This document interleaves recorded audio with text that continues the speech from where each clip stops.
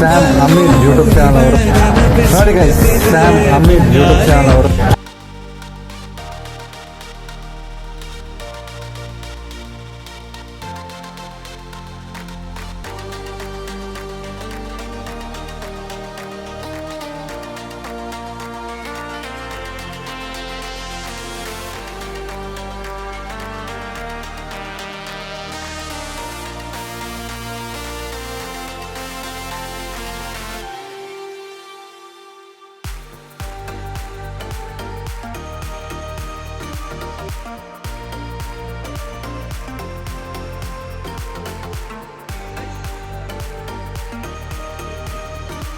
ಚಿಕ್ಕಮ್ಮ plane dosa order ಮಾಡಿ ತಿಂತಾ ಇದ್ದಾರೆ.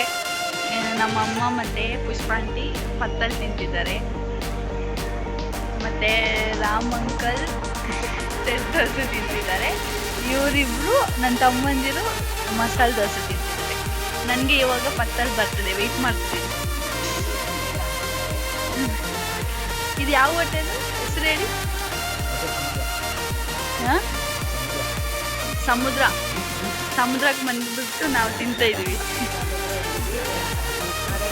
ಮಂಗಳೂರು ಅವ್ರದ್ದು. ಇಲ್ಲಿ ಫುಡ್ಡೆಲ್ಲ ಚೆನ್ನಾಗಿರುತ್ತೆ, ನಾನ್ ವೆಜ್ ಸಿಗುತ್ತೆ. ಇವಾಗ ನಾವಿರೋದು ಮಡಿಕೇರಿಯಲ್ಲಿ. ನಮಗೆ ಪತ್ತಲ್ ಬಂತು. ಈಗ ವಿಡಿಯೋ ಮಾಡ್ಲಿಕ್ಕೆ ಟೈಮ್ ಇಲ್ಲ, ತಿನ್ನೋದೇ ಇವಾಗ.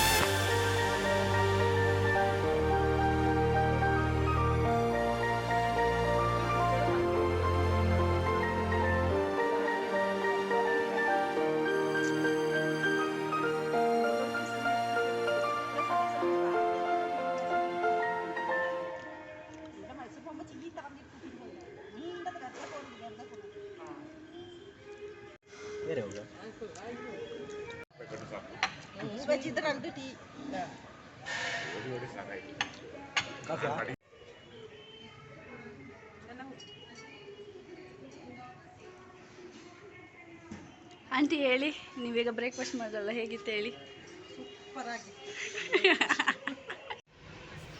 ನಾವು ಇವಾಗ KSRTCನಲ್ಲಿ ಜರ್ನಿ ಸ್ಟಾರ್ಟ್ ಮಾಡಿದ್ವಿ. ದೂರ ಹೋಗ್ತಿರೋದು ಅಂತ ನಿಮಗೆ ಗೊತ್ತಾಗುತ್ತೆ. ಪೂರ್ತಿ ವಿಡಿಯೋನ ನೋಡಿ. ಕಾಲವನ್ನು ತಡೆಯೋರು ಯಾರೂ ಇಲ್ಲ, KSRTC ಪ್ರಯಾಣ ನಿಲ್ಲೋದಿಲ್ಲ.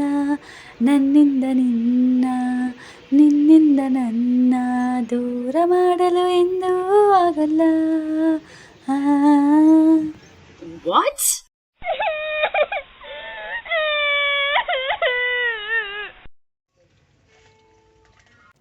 ಇನ್ನೊಂದು ಮುಖ್ಯವಾದ ವಿಷಯ ಏನಂದರೆ, ನಾವು ಬಸ್ಸಲ್ಲಿ ಟ್ರಾವೆಲ್ ಮಾಡುವಾಗ ಸ್ನ್ಯಾಕ್ಸು, ಚಾಕ್ಲೇಟ್ಸು ಅಂತ ತಿಂತೀವಿ. ಆವಾಗ ರ್ಯಾಪರ್ಗಳನ್ನು ದಯವಿಟ್ಟು ಬಸ್ನ ಕಿಟಕಿ ಹೊರಗಡೆ ಎಸಿಬೇಡಿ. ನೀವು ಕ್ಯಾರಿ ಮಾಡಿರೋ ಬ್ಯಾಗ್ನಲ್ಲಿ ಆ ರ್ಯಾಪರ್ಗಳನ್ನು, ಯಾವುದೇ ಇರಲಿ ಬಾಟಲ್ಸ್ ಆರ್ ರ್ಯಾಪರ್ಸ್, ಅದನ್ನು ನಿಮ್ಮ ಬ್ಯಾಗಲ್ಲಿ ಇಟ್ಬಿಟ್ಟು ಮನೆಗೆ ಹೋಗಿ ಡಸ್ಟ್ಬಿನ್ಗೆ ಹಾಕಿ, ಆರ್ ಔಟ್ಸೈಡ್ ಎಲ್ಲೇ ಡಸ್ಟ್ಬಿನ್ಗಳು ಕಂಡ್ರೂ ಅದರೊಳಗೆ ಹಾಕಿ. ನಮ್ಮ ಸುತ್ತಮುತ್ತಲು ನಾವೇ ಚೆನ್ನಾಗಿ ಇಟ್ಕೊಂಡ್ರೆ ನಮಗೂ ಒಳ್ಳೆಯದು, ನಮ್ಮ ಸುತ್ತಮುತ್ತ ಇರುವವರಿಗೂ ಒಳ್ಳೆಯದು. ಈ ಪ್ರಯಾಣ ಎಲ್ಲಿಂದ ಎಲ್ಲಿಗೋ ಕರ್ಕೊಂಡು ಹೋಗುತ್ತೆ ಅಲ್ವಾ? ಒಂದೊಂದು ಪ್ರಯಾಣದಲ್ಲೂ ಒಂದೊಂದು ಕತೆ ಇರುತ್ತೆ. ಹಾಗೇ ಒಬ್ಬೊಬ್ಬ ಪ್ರಯಾಣಿಕನಲ್ಲೂ ಒಂದೊಂದು ಕತೆ ಇದ್ದೇ ಇರುತ್ತೆ.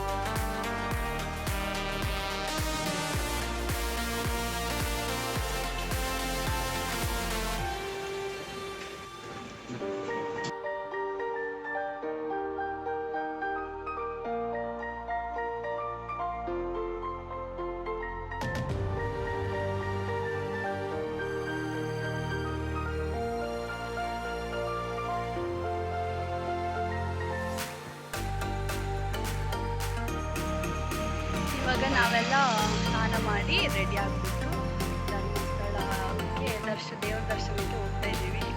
ಪುಷ್ಪಾಂಟಿ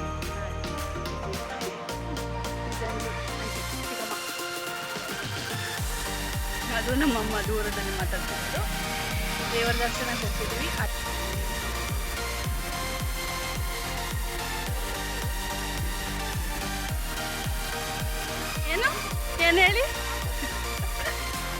ಏನು ಹೇಳಿ ರಾಮ ಅಂಕಲ್.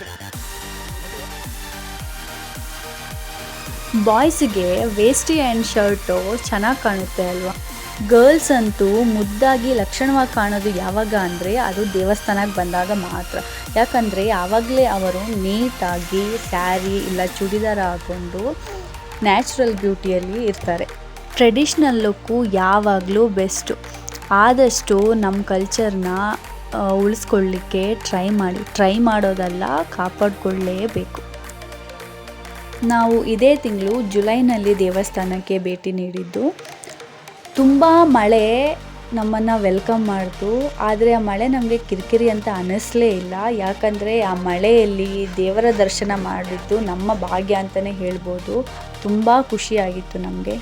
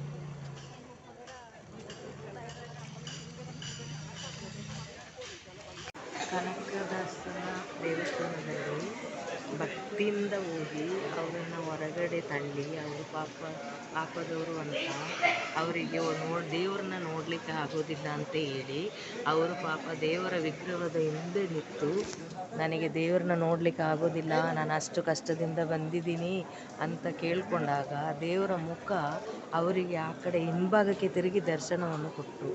ಅದೇ ಥರ ಎಲ್ಲ ದೇವಸ್ಥಾನದಲ್ಲೂ ಎಲ್ಲ ಭಕ್ತಾದಿಗಳನ್ನು ಒಳಗಡೆ ಬಿಟ್ಟು ಸಹಕರಿಸಿ ಅಂತ ಕೇಳಿಕೊಳ್ತೀನಿ.